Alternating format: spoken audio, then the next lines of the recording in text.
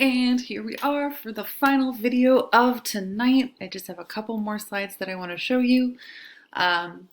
So moving on from this miniaturized little household at the very heart of Hadrian's villa. I'm just going to scroll up and show you the plan again. Right, so here, by at the heart, what I really mean is that if you look at the number of other wings of the villa that are connected to this space, it kind of operates as an odd little, like a traffic circle, leading off in other directions. So here you have this sort of gymnasium exercise perambulation walking area over this way. Here you have the sort of core of the imperial household. The original villa that this was all built around is here. You have some audience rooms out this way as well. And then here you have some of the reception rooms that are really important too. Over here you have like bathing areas. These are all tons and tons of storerooms. There's also a vast network of underground tunnels that runs throughout the entire villa, often wide enough for a cart to move through.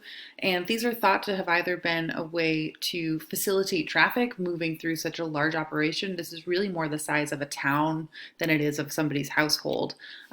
Or it could be a way of actually hiding your service staff, right? Keeping them out of sight so that they don't bother you in a sort of English mansion 1800s upstairs downstairs kind of way. So that's unsure. In a lot of Roman houses, there's quite a bit of evidence that having your staff be seen was a good thing, right? To show that labor, to show that how much work is being put into whatever lavish entertainment they have set up. So I'm not quite sure if I actually buy the hidden labor argument, although you never know with the emperor, and especially with someone like Hadrian, who, as we will see momentarily, really has some unusual ideas about what he likes and the resources and desire to make them come to fruition. So scroll back down here to Villa d'Este and visit our canopus. All right, so here you can see a bit of a plan for the canopus. And what it really looks like is a sort of a hemicycle, a semicircular canal, which is lined with colonnades and statues all around the outside. And then you have this very sort of complicated looking plan, which is it looks like the Canopus temple, the sanctuary at the original Egyptian canal. But what you can actually see if you look at this picture here is that there's a very unusual type of dome. People call it a pumpkin dome because it looks like a pumpkin. It has these sort of partial vaults that come together into the semicircular overall shape. And this was something that the literary sources tell us Hadrian invented and very famous architects of his time thought was stupid. So there was an architect called Apollodorus who is actually responsible for Trajan's Forum, which we visited last week.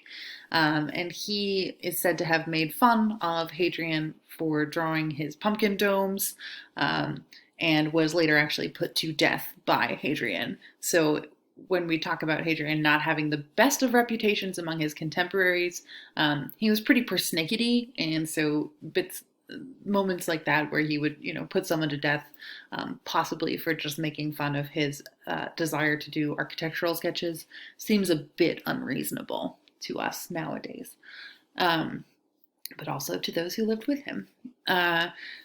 So here you can see that interesting pumpkin dome, and what we have in this area is another one of those massive fountains where we have a flight of steps and water pouring down the steps, and then another one of these fanciful dining areas with niches for other rooms, perhaps for staff to move in and out of, for statuary and decoration.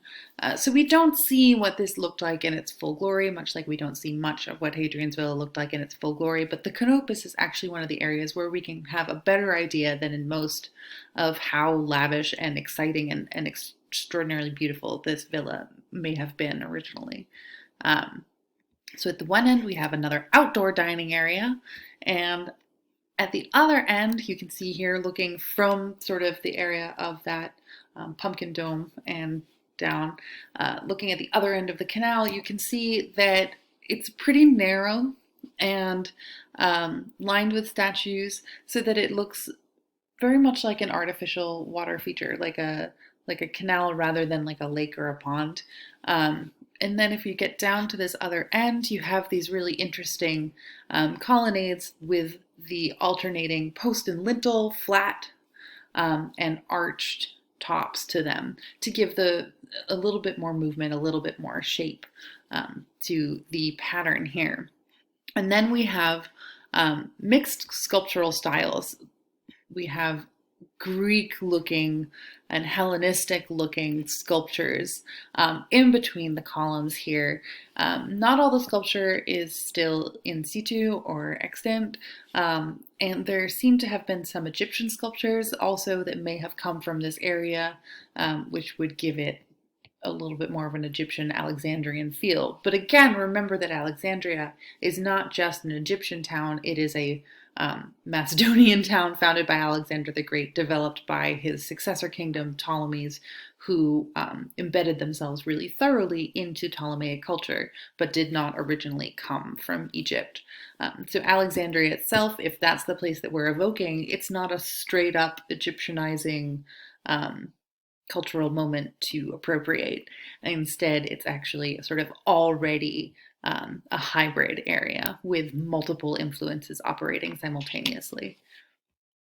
So one final thing to look at in our canopus here that kind of, I think, brings home this idea that intercultural influences in this area and in this period very rarely operate directly.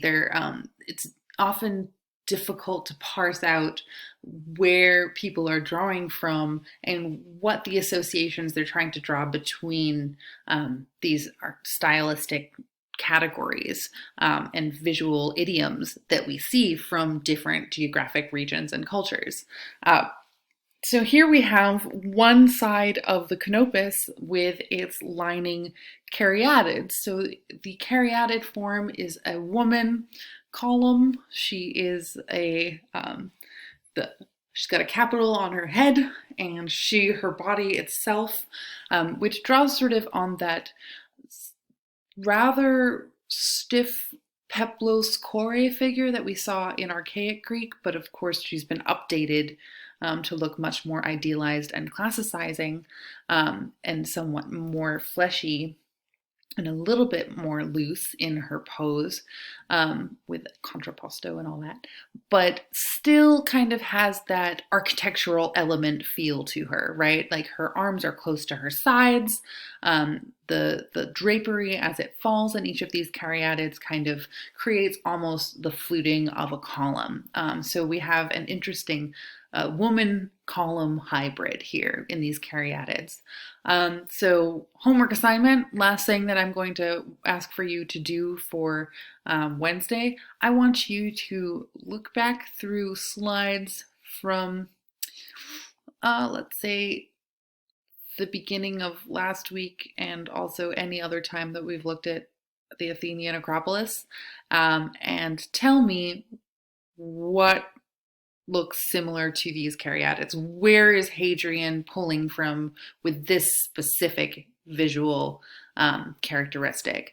And then why do you think he might put these, I've already given it away, Athenian, very characteristically Athenian forms into this Alexandrian milieu of the Canopus Canal?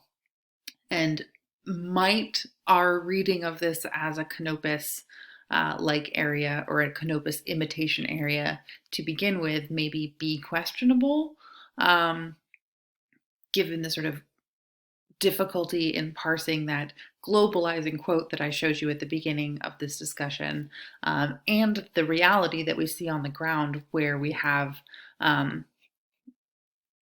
classicizing sculptures such as the caryatids here, but also these sort of more Hellenistic sculptures. This appears to be a suicidal Gaul figure over here, or something similar to it. So we have those were at Pergamon. So we have sort of different visual idioms being brought together at this canal that overall sort of recalls something very Alexandrian, very Egyptian. Um, yeah, so things to think about, how artistic styles are combined within a given context in order to show intercultural exchange and confluence, how on a single object you can have multiple styles brought together to create a sort of more veristic, a more legible, and a more detailed and believable scene. What happens when you have caricature, where you take an image of the other, of a foreign place, and sort of make it less flattering, exoticize it, and miniaturize it so that it's eminently bite-sized and you can just take it in, and it sort of poses no threat to you, right? Like it becomes almost a humorous perversion of itself.